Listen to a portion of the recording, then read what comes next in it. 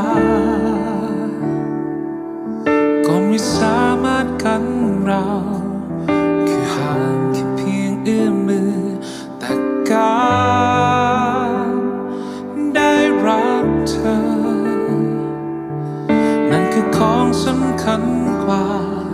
และมันมีค่ามากเกินกว่าสิ่งใดๆฉันขอสัญญาจะจำทุกเรื่องรา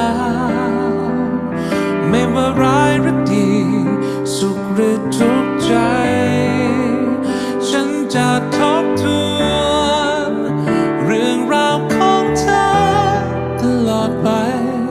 เพื่อวันสุดท้ายที่ฉันหายใจจะได้ไม่ลืมเธอ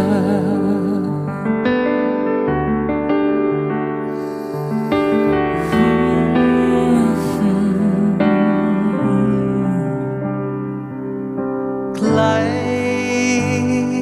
สุดฟ้ากับระเบียงที่เราเคยนั่งมองท้องฟ้าด้วยกันต้นไม้ต้นนั้น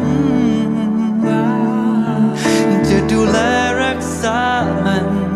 แทนความคิดถึงที่เธอไม่อยู่ตรงนี้ฉันขอสัญญาจะจำทุกเรื่องราวไม่ว่าร้ายหรือดีสุขหรือทุกข์ใจ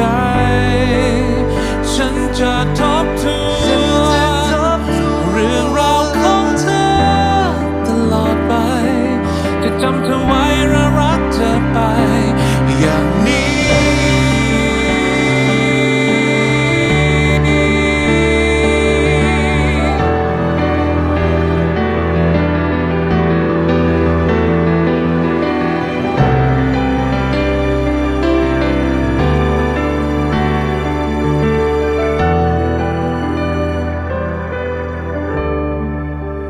โปรดจงมั่นใจฉันขอสัญญาจะจำทุกเรื่องราวไม่ว่าร้ายหรือดีสุขหรือทุกข์ใจฉันจะทบทวนเรื่องราวของเธอ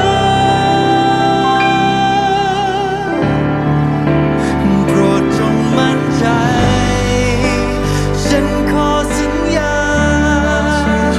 จดจำทุกเรื่องราวไม่ว่าร้ายหรือดีสุขหรือทุกข์ใจฉันจะทบทวนเรื่องราวของเธอตลอดไปเพื่อวันสุดท้ายที่ฉันหายใจจะได้ไม่ลืมเธอจะได้ไม่ลืมเธอ